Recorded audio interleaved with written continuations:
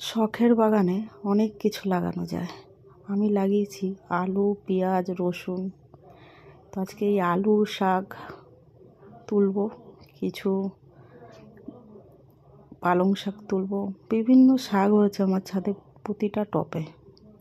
তো আজকে মোটামুটি আলু শাক, পালং শাক এগুলো তুলে রান্না করব।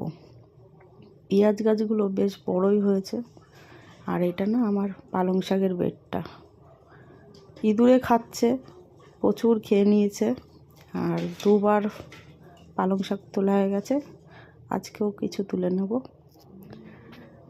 আর এখানে দেখছো অনেক পালং শাকও তুলে নিয়েছি। এই শাকটা না, এই আলু শাকের সাথে এই কলমি শাক, তারপরে এই শাকটা একটু টকটক টাইপের হয়, আমি নাম জানি না, তোমরা জানলে অবশ্যই বলো। আর এই পালং শাকের পাতাও নিয়ে নিয়েছি, তার সাথে এই যে নোটে শাক, সমস্ত শাক দিয়ে বড়ি দিয়ে রান্না করেছিলাম আজকে, দুর্দান্ত টেস্ট। এটাই বলে ভালোবাসা।